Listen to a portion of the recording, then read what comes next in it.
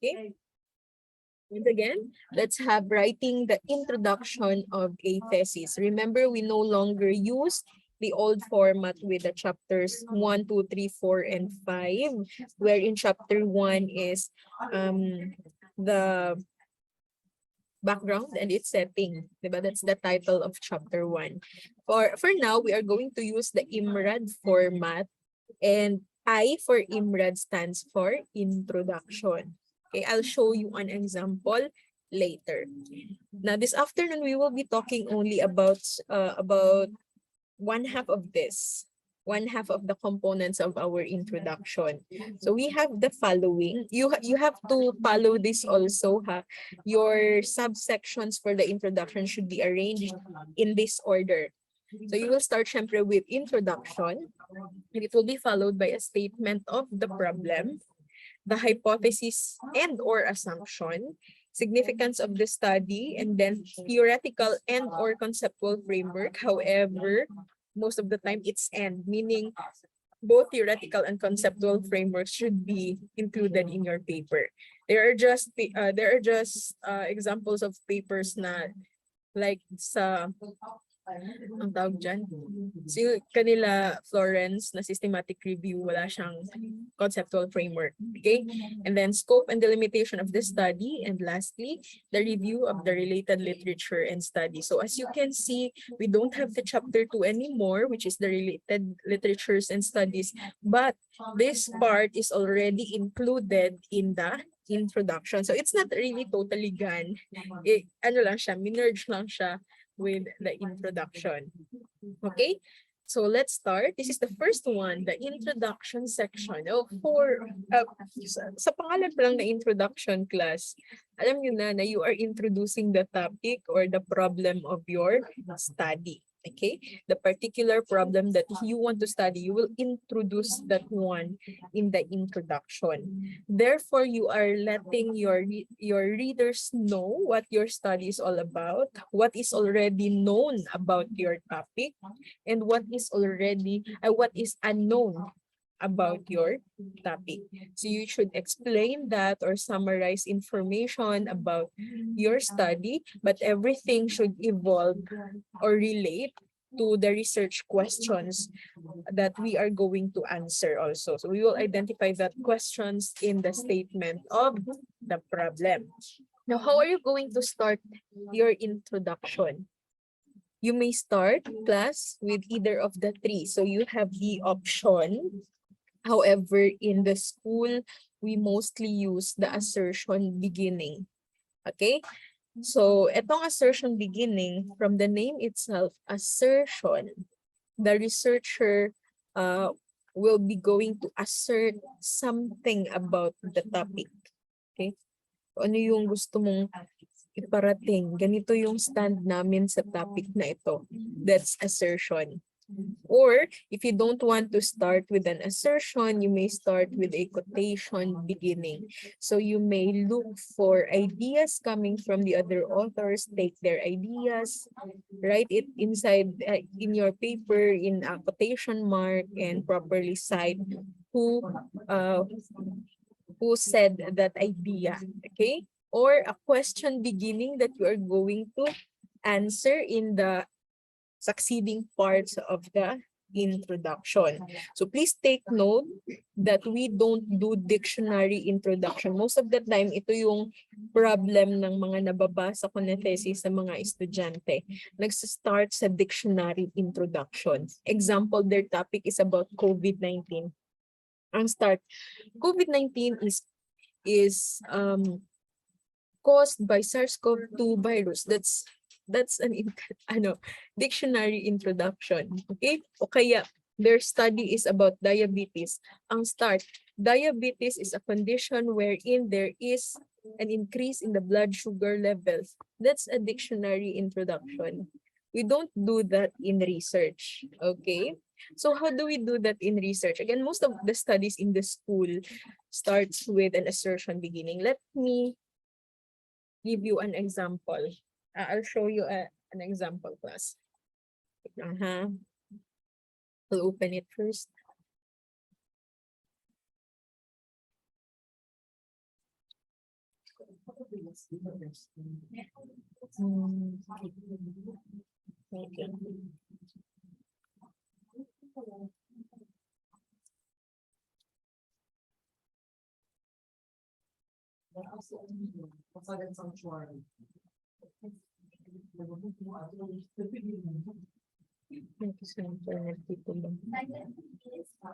Okay. Okay, so again, this is an example. This is not actually a pharma research, but this one is an example of a descriptive research. So medical fake news and fear mongering during the COVID-19 pandemic, the impact on the vaccine confidence among the millennials. Okay? Hindi muna natin i-discuss itong mga preliminaries, wala din kayong maisusulat dyan. Kasi nga wala pa tayong paper. So diretso tayo sa introduction. So ito yun, ang ating introduction. Take note, walang chapter dito. Diretso na siya introduction. And take note na ganito talaga yung pagkasulat niya. Hindi yan naka-capital letter. I lang. So title case capitalization ito. Hindi lang ito na-edit kasi hindi natanggal yung page number. Pero let's read the first sentence of their introduction. The increased rampancy of fake news, hearsays, fallacies, and unproven pieces of information during the COVID-19 pandemic is one of the growing public health concerns worldwide. This is an example of an assertion beginning. Okay? That's the assertion of the researcher or the researchers. The researchers would like to assert na itong mga bagay na ito, mga fake news and everything, problem siya. It's a problem not just in the Philippines but worldwide. That's what they want to assert in their research. As you can see, hindi ito dictionary definition. If you want to have the dictionary definition, you can place that after. Okay? You can place that after. Pero do not start with it. So, my suggestion sa inyo is to start with the assertion beginning. Minsan lang talaga tayong nakakakita class ng quotation beginning and question beginning. Kasi most of the time for the question beginning, mahirap siyang as in buuin. Okay? And even the quotation. So you start with an assertion. What do you want to assert about your topic? Start with it. And then after that, you expound. You expound the topic at hand. Okay? So kung babasahin natin, so di ba problem daw yung fake news? So ang consequence nun, vaccine confidence, which refers to the trust that parents, patients, etc. So kung ito, this one is already class a dictionary definition, pero it's okay kasi that will be after the first statement. Okay, so start first with the assertion and then you may do the dictionary definition after to introduce your topic. Okay? Tapos, as you introduce your topic, you also have to establish in the introduction, why is it a problem? Since example, your assertion is, it is a growing public health concern. It is a problem. You have to, again, state here on the succeeding sentences or succeeding paragraphs, why is that a problem? So most of the time, when we say we need to establish that it is really a problem, most of the time, we use statistical data. Okay? So kung magbabasa kayo ng mga research, makakakita talaga kayo ng statistics, ng mga numbers in the introduction. Kasi that's how we establish the urgency to conduct this study because it is really a problem. Okay? So kagaya nila, you can see percentage there. That's how they establish that this is really a problem and that we need to study that. Kasi ganito nakarami yung ayaw na magpa-vaccine kasi naniniwala sila sa ganito and so on. So kung experimental yung research ninyo, example, your study is about blood sugar lowering, do not start again with the definition of diabetes. You try to assert something about your topic. And then you introduce diabetes. And then you establish why is it a problem. You may use again statistical data. And most of the time, it should be complete, international, national, and local. So example, you need to establish na sa buong mundo ganito na karami yung may problem with diabetes. Dito sa buong Pilipinas, ito na yon, ganito na sila karami. And if you can get, kasi minsan mahirap kumuha ng local na statistics, but if you can get local statistics, then you may also include that here. Okay? Just to establish that it is really a problem. And you may also include the things that are already known about your topic. Like, if that is an experimental study, meron naman, di ba? Example, for diabetes, meron namang mga gamot for diabetes. So what's our problem? Why do we need to look for another one? Okay?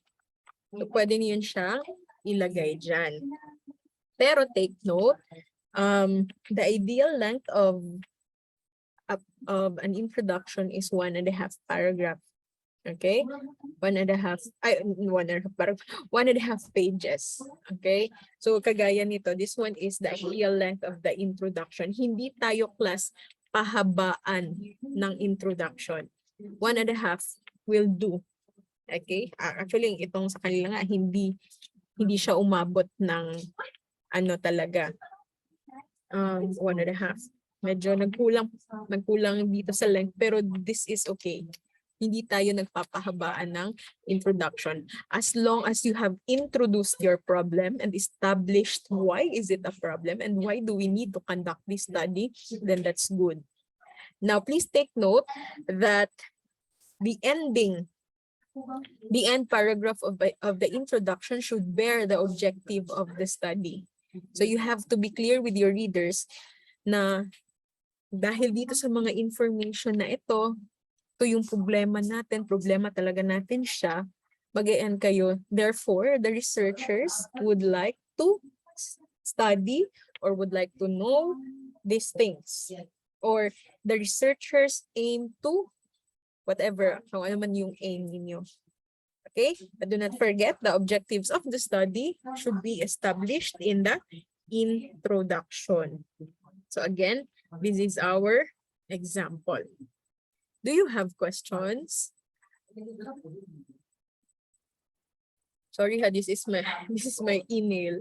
I have a copy of all the researches in our school, since you will be asked to send that to me sa research office. So pag may hinahanap ako, tinatype ko lang yan siya dyan. What else?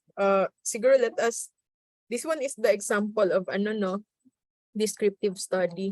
Let's try to have an experimental study.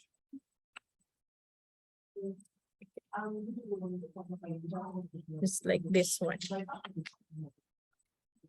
Okay, so this one is a pharma study 2 years ago. Yeah, 2 years ago. 2 years ago ba? 2021. Last year lang pala. Okay.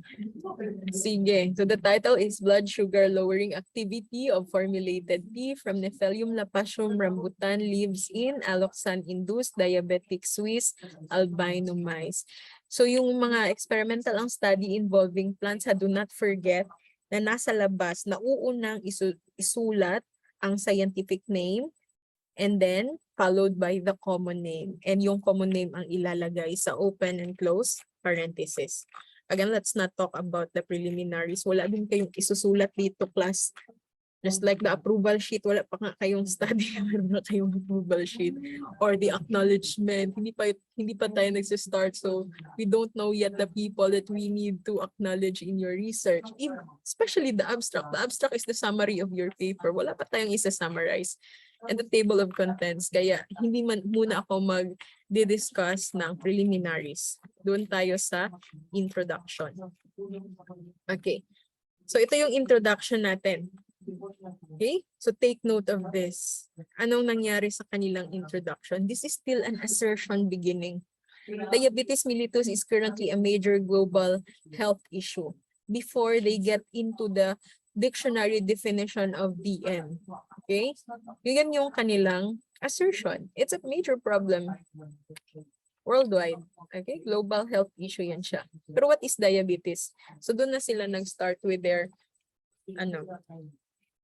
dictionary definition. But please do not start with the dictionary definition. And then after that, they have again introduce their topic. It's about diabetes mellitus. And take note, the succeeding paragraph is napuno na statistics. Statistics class. So what do I mean by this? This is how class you establish the urgency to conduct the problem, the study. Okay? Marami na masyadong may diabetes worldwide and so on. May data sila sa Philippines, and I don't know if they have data sa General Santos City. Isang buong paragraph yan siya. Okay? Medyo mahaba lang ito introduction nila, umabot ng 2 pages. Okay? And then, meron silang paragraph discussing what is already known and what is already the existing solutions for that certain problem. But what is still the problem? Why do we need to conduct a study? Medyo mahaba lang ito kasi aside from introducing the problem, establishing that it is really a problem, they need to establish also why. Bakit? Meron naman tayong maraming gamot sa diabetes. Okay? So, kaya sinabi nito, however, these drugs demonstrate significant side effects, including weight gain, etc. Okay? And aside from that, they have to introduce pa their plant material. So, you have to also include a little background about your plant material and why. Why are you proposing it to be an agent for that condition? So, ano yung background? Okay? But do not forget that the last paragraph is always the objective of the study. Before we'll have the statement of the problem. Meron bang quali ang research dito? Kasi kung merong quali, I'll show you also an example of a quali research. Qualitative. This one is an example of a qualitative research. A journey of Generation X parents with LGBTQ children. So this one is about the experience of parents na yung age is pasok doon sa Generation X and may mga anak silang member of the LGBTQ community. Psych, ito na study. So sa introduction nila class, ganun pa rin. Assertion beginning pa rin ito. So we really get away with the dictionary definition. You may start with the dictionary definition after asserting something about your problem. And then afterwards, they discuss what's the problem with the LGBTQ children, their experiences, since this will talk about experience in the community, and most especially experience in the family, kasi that is what the study is all about. It's in the family. Pero ito 1 page nga lang yung introduction nila. Pero kagaya ng this quantitative research, this will also end with the aim of the study. Okay? Anong study yung hindi ko nabigyan ng example? Anong study yun? Wala na. Descriptive, experimental, qualitative. Ang ulo ko.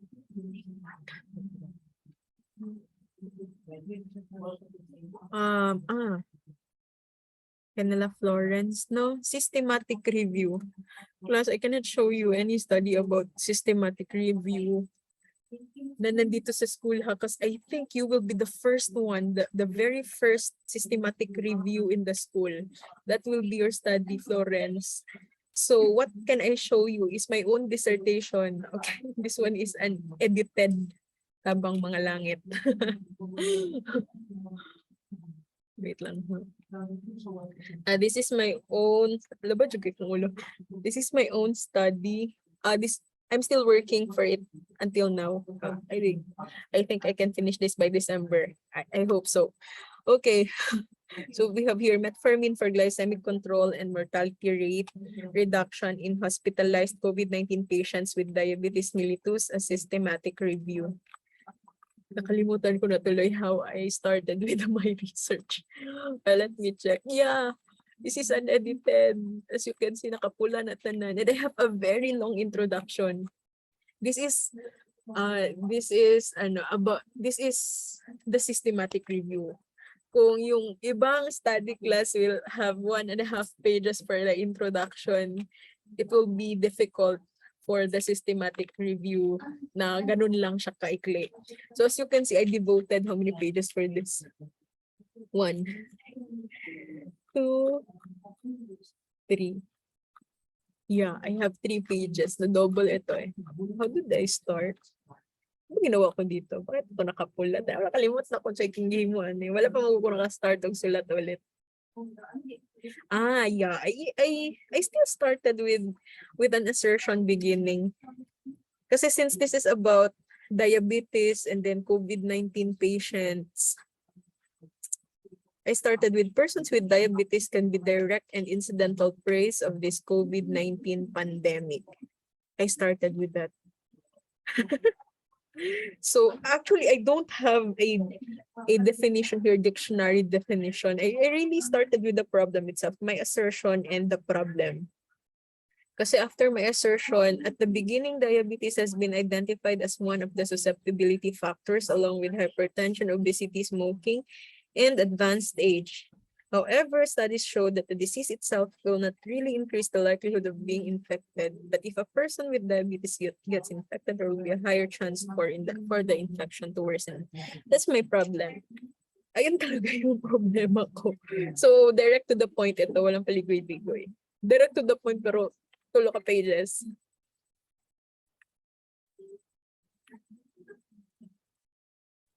Diyan.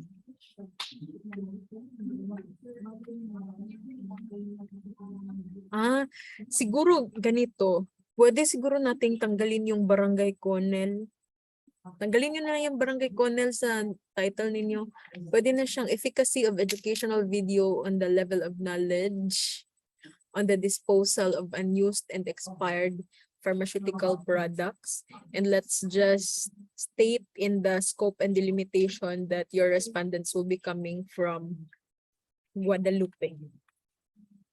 Yeah, job satisfaction is a descriptive study.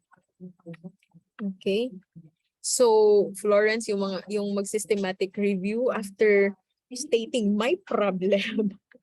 As you can see, just like with the other type of research, you cannot get away with statistics. Kasi that's how, even if this is a systematic review, systematic review is like para siyang qualitative research. Kasi if hindi kayo magme-meta-analysis, systematic review lang talaga.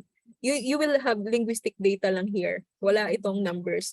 Pero even if it is qualitative in nature, you still cannot get away with statistics in your introduction. Because again, that's how you establish the problem. So my problem here is diabetic persons or patients na nagka-COVID-19. So kaya after that, I established na ganito karami yung nagkaroon ng COVID-19 na diabetic people, not just internationally but also in the Philippines. Though I cannot really get a data here in General Santos City. How much I tried, wala akong makita. Okay? So nandito pala sa mga succeeding paragraphs na ako dictionary definition like sa mga diabetes and whatever. And eto mahaba yung yung introduction ko. Kasi I have to also include in the systematic review na introduction what is already known about my topic. So, kasi may mga existing research na ito. So, kaya may isa kong paragraph dyan na devoted for that. Okay? Pero, ganito, kahit ganito class, ibang research design siya, parehas lang naman ang format, you will still end with the purpose of the study or the objective of the study. Okay?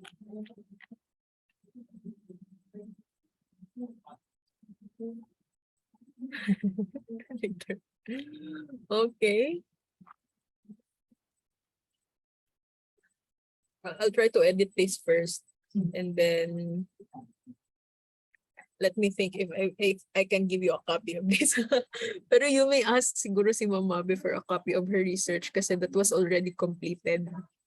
I'm not confident with my paper pa. Wala pa dyan ko na human. Unsa to? Descriptive na study. Wait lang.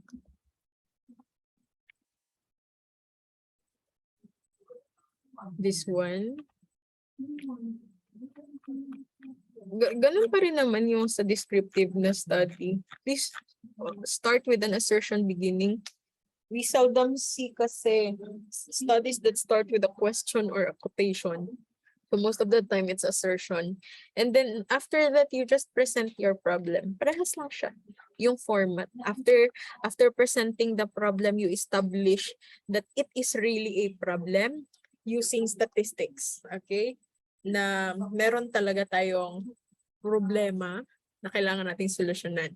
Okay? Okay. Wait. Okay. So sa introduction sa descriptive na study had the same format. You may start with an assertion beginning and then you elaborate your topic and then you establish why can you say na it is really a problem through statistical data. Okay? So that should be pasunod ha, international, national, and local na mga statistical data about your topic. And then everything should end with the objectives of the study. Okay? Anything else? You still have questions about the introduction? I'll give you a sample research that you can follow, but that is actually an experimental research. But yun lang kasi yung research na na nakahingi ako ng permission na magbigay na soft copy. Hindi kasi pwede basta-basta magbigay ng soft copy na kasi may intellectual property right yan, yung papers na ito. Sige. No questions na. Nanihapon na ni sila ba? Sana all. Ako struggle pa sa eskwelahan. But you can eat ha, you can eat.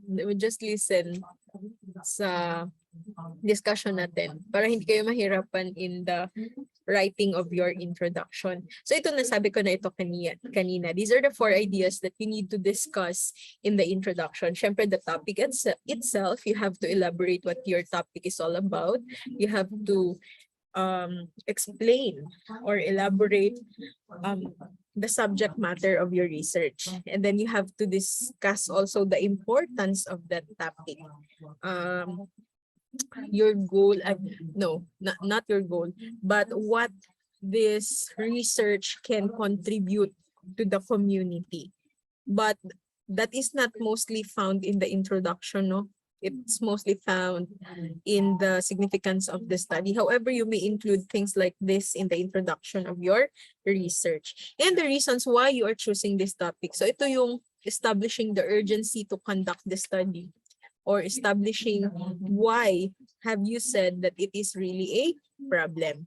And then lastly, the purpose of the study. This is the last paragraph of the introduction. You have to discuss what is the objective or objectives of your research. Paano mag-cite ng 2 or more authors? If it is just two or three authors, until 3, you just have to include all the names, okay? Names of the authors, and then followed by the year of publication. But if it's 4 or more, ganun na siya karami na authors, that's the time you use et al. You just write the surname of the principal investigator, followed by et al. And then the year of the publication. Okay? Sige. Anything else that you want to ask about the introduction before we'll move on to the statement of the problem?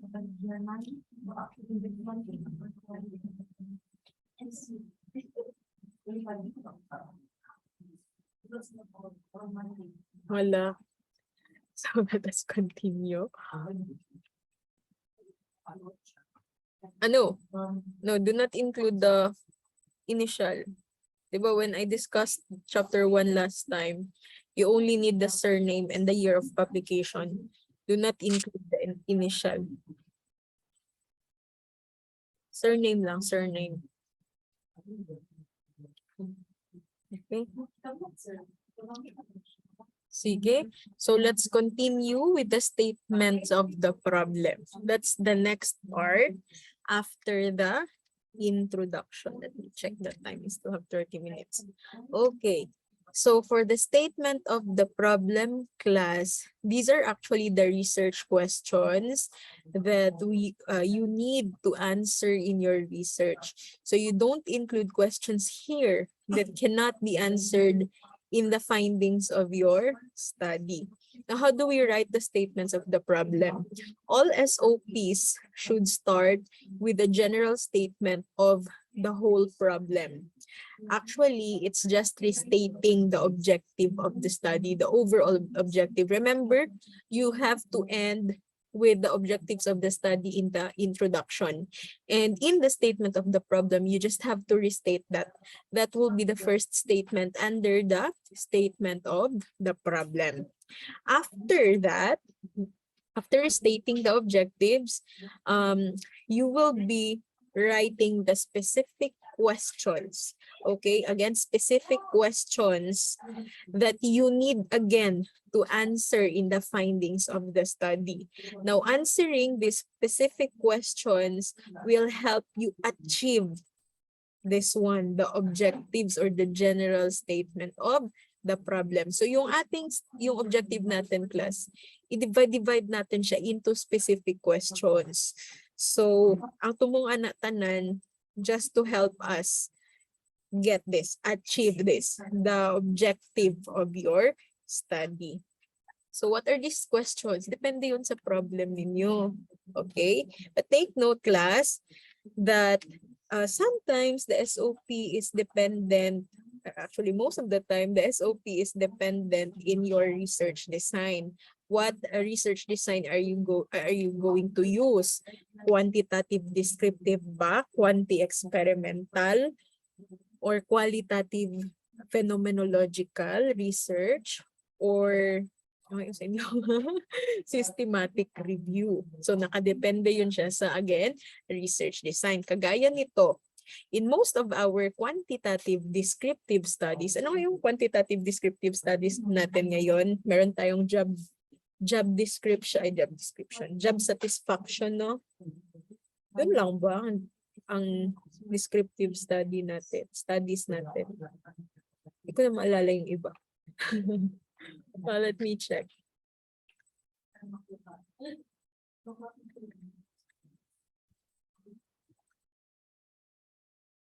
Sa inyo. Ano yung sa inyo? Ay, ito akong copy. Ano yung sa inyo? Nakalimutan ko. Yung sa ano ba yung sa internship? Basta meron tayong, I think, 2 or 3 descriptive studies here. Most of the quantitative descriptive researches class starts with asking about the demographic profile of the respondents. Kasi we need to establish the characteristics of our population or our respondents mismo. Yung mga isasali natin sa study natin as respondents. Kailangan i-establish natin sila. So what are the examples of demographic profiles? Age, sex or gender, depende yun sa need ng study mo. Kung sex lang ang kailangan mo, male and female, or if you want to establish their identity, their preference, then that will be gender. Okay? And then civil status, income, educational attainment, and religion, and etc. Marami pa tayo. Depende sa needs sa study ha. So I'm not saying na you have to include everything in the demographic profile. As the need arises ito. Depende sa kung ano yung gusto mong i-establish na characteristics ng iyong population. Okay? And then after that, it will be followed by questions that will answer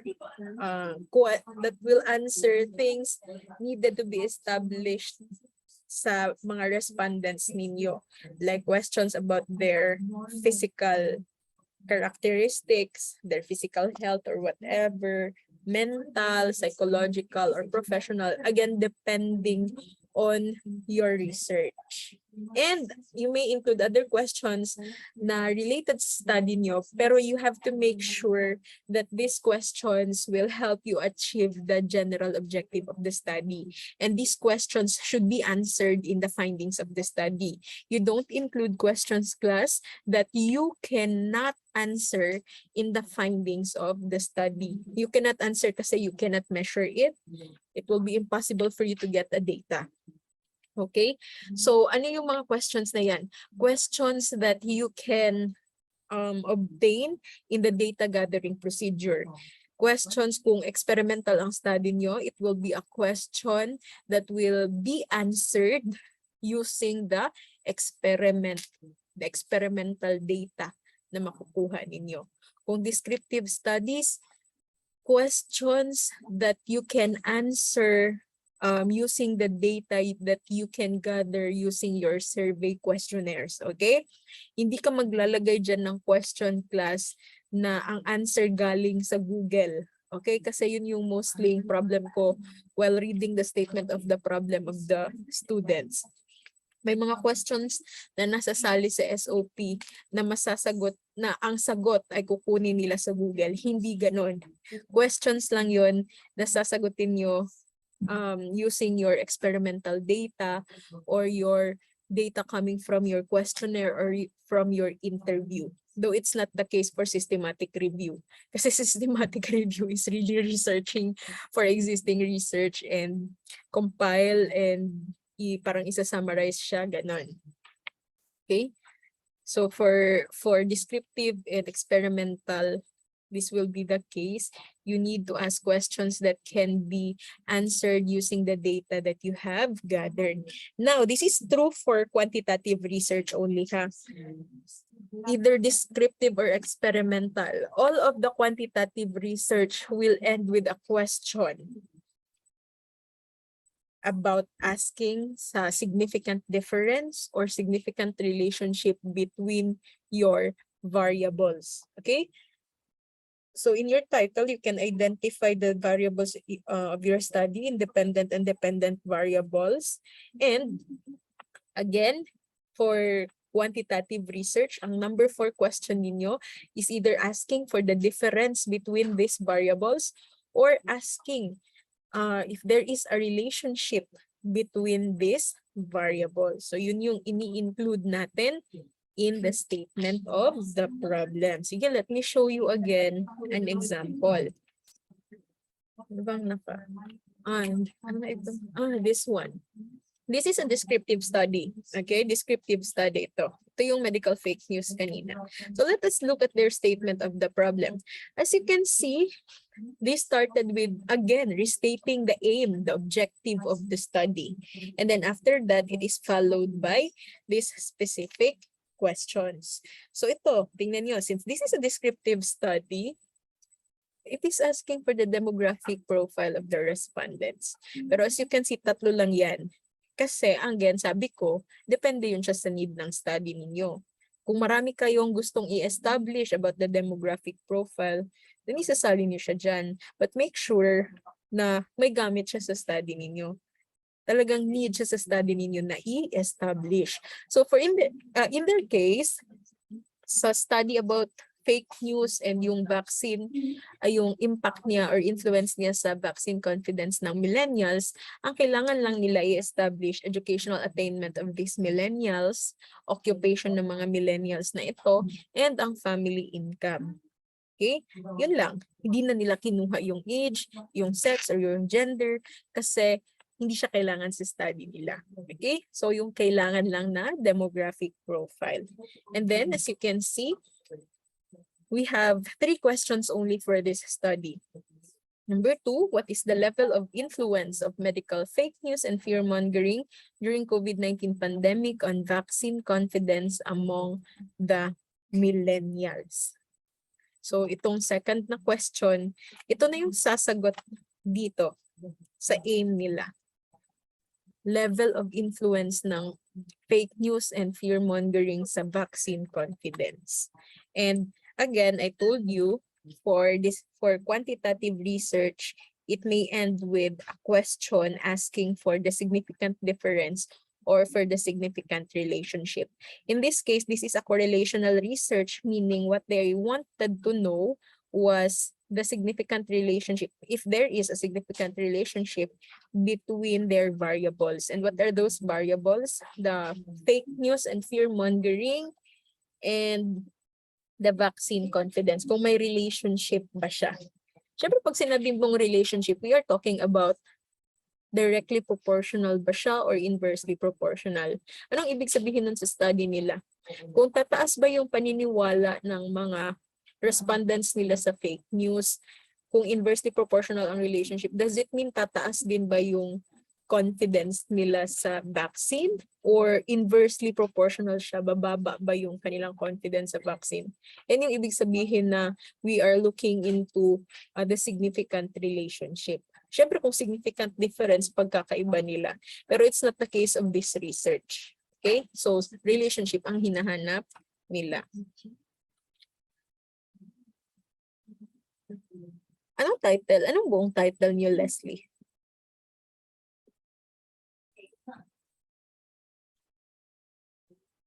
Ayan na yung ano. Wait.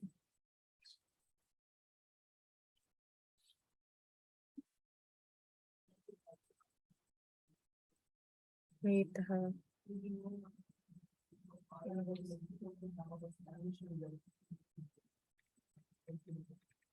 Ano ko lang ito. Yan na yung research ninyo. Sino nga yung advisor ninyo?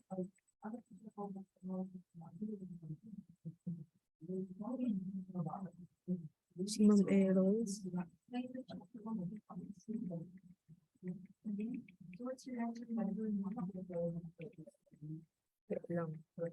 Si Ma'am Eros.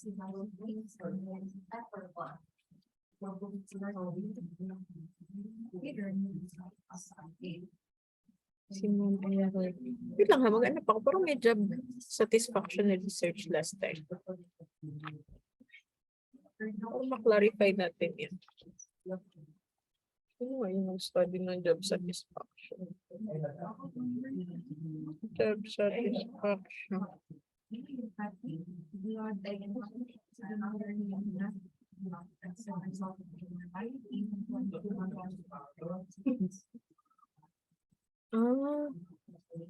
Meron pa yung other variable kasi. So kagaya nito, you can ask Ma'am Eroy about this. You can schedule a consultation sa kanya para meron kayong variables sa study ninyo. Like this, study ito last year, this year, sa RadTech. Work-life balance and job satisfaction among radiologic technologists in General Santos City. Let's look at their SOP.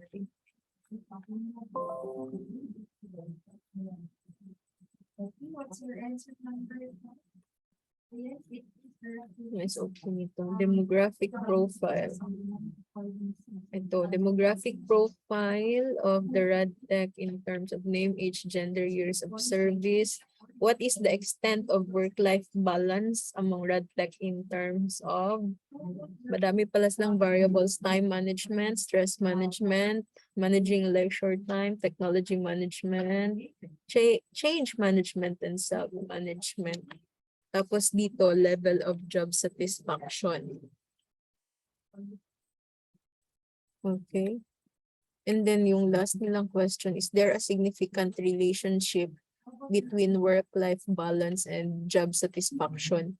Pwede niyo siyang dagdagan para may variables kayo. Kasi kung job satisfaction lang talaga, pwede naman job satisfaction lang. yung talagang research ninyo. Tapos, dito nyo siya i-check sa demographic profile. It's up to you na you ask Ma'am Eroy kung ano yung masuggest niya, kung gusto niyo bang kagaya nito na aside sa job satisfaction, meron pang isang thing na titingnan about your respondent, or purely ganito lang siya, dito ka sa demographic profile, tapos hindi ito kasali, diretso kayo sa level of job satisfaction. Tapos yung number 3 ninyo, hindi siya ganyan. Pwede siyang significant difference between the demographic profile. Significant difference kung may difference ba yung job satisfaction. Example, kung sa sex, may difference ba ang job satisfaction ng babae or lalaki? Kung in terms of age, mas satisfied ba yung mga bata o yung mga matatanda? Pwede niyo siyang gawing ganun. Okay? Or pwede din significant relationship, na may relationship ba ang demographic profile doon sa inyong job satisfaction. So you have the option ha. So i-ano niyo yan siya, i-raise niyo yan siya na concern sa advisor ninyo. Nakuha yun? Anyway, this is being recorded. You can go back to it. Okay, so that's an example of the statement of the problem.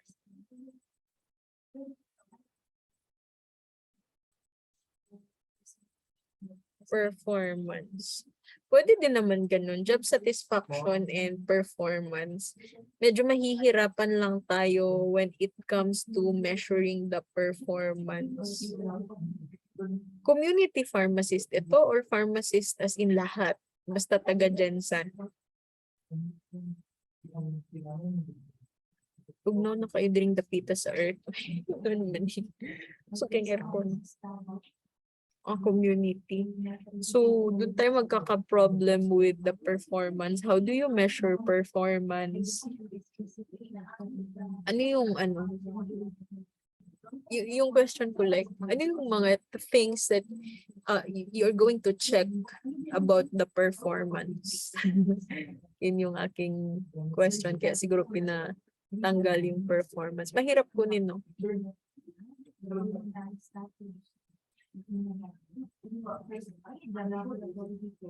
Sige. Anything else?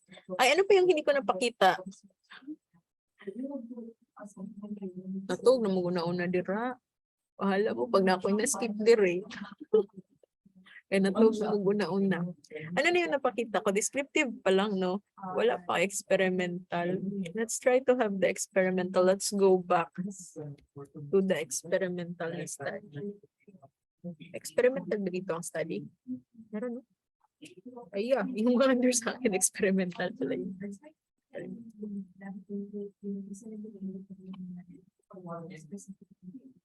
Ay, okay.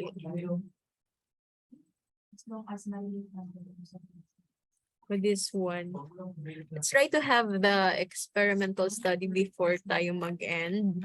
Ay, meron pa palang systematic review. Ito class. Ito yung kanila Osano na blood sugar lowering. Look at their statement of the problem. 6 kabuok. Wala talaga siyang minimum or maximum number of questions. It's up to the study. Okay, so statement of the problem ng experimental. Again, everything starts with the general aim, the general purpose or objective of the study. And then, hati-hatiin natin siya into specific questions. Marami silang tanong kasi marami silang datang kinuha. Like, approximate effective dose ng plant material nila. Mga experimental researchers, kailangan nyo pa din, kayo din, kailangan nyo ito ha, yung pag-identify ng effective dose ng plant nyo dyan. Ito, kailangan kasi nila itong baseline blood glucose kasi they need to establish na yung yung mga mice nila hindi diabetic, normal yung blood sugar. Tapos nung nalaman na nila na hindi pala sila talaga diabetic, ayun, nag-induce na sila ng diabetes. So chinek nila ulit yung blood glucose level. So step by step talaga ito na questions class. And lahat ito sinagot nila in the findings of their study, in the results section. And then ito na yung blood glucose level ng mga daga nila given with the following treatment. So sa kanila, 3 groups yun. May treatment group na binigyan nila ng rambutan leaves, tapos glimepiride, which is the positive control. Glimepiride is an anti-diabetic drug.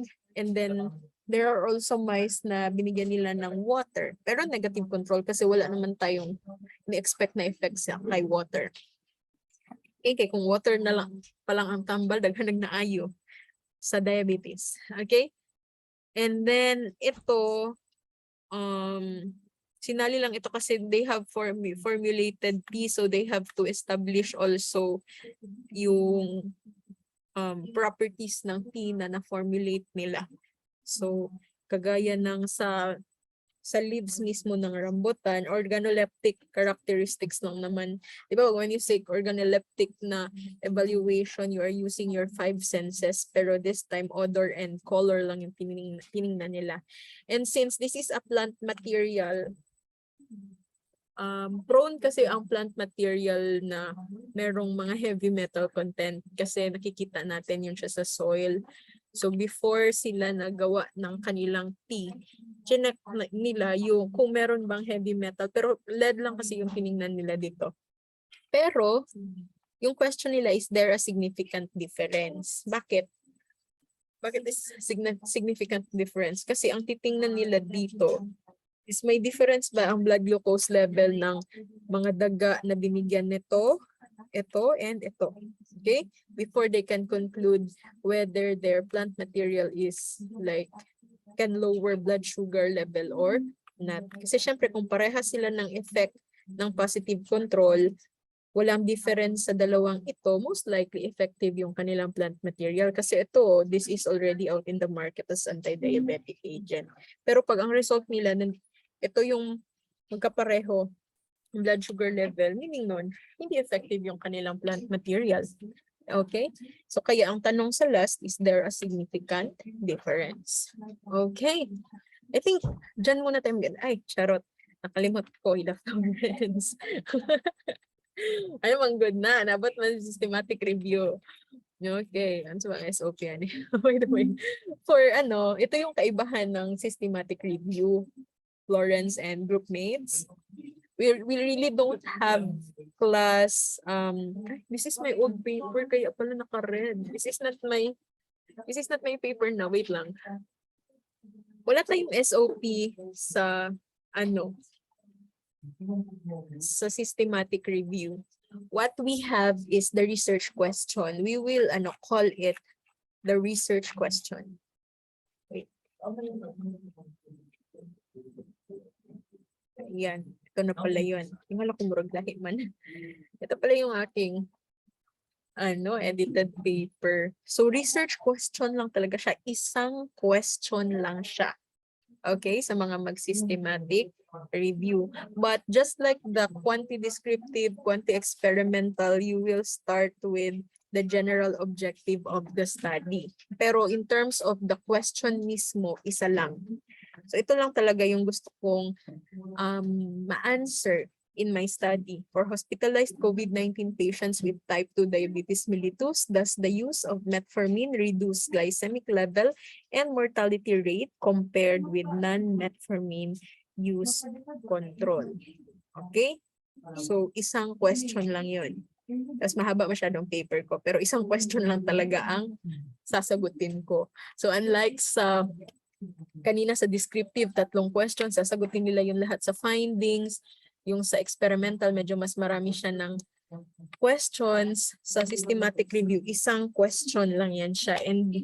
Pero kailangan mong kompletuhin yung PICO sa question mo. PICO is, P is population, I is intervention, C is comparison, and O is outcome. Okay? For systematic review, kailangan makompleto mo yan sa research question mo. Ang population, yun yung iyong, syempre, population that you want to study. So in my case, it's hospitalized COVID-19 patients with type 2 diabetes mellitus. This is my P. Tapos, ang I ko, intervention, it's metformin. Yan yung tinitingnan ko na intervention for this group of patients. And then comparison, you have to have another intervention that you can compare. Okay? So in my case, it's non-metformin use. Ito yun. Okay? Yan yung comparison ko. And yung outcome ko na tinitingnan in the systematic review, ito, reduction in the glycemic level and mortality rate. So, na-complete ko yung E ko. Yan yung hinahanap nila sa research question for the systematic review. Kailangan mo siyang kompletuhin. So, yun yung gagawin niyo, Florence and groupmates. Okay? So, I think nabuo ko na. Any question before we'll end?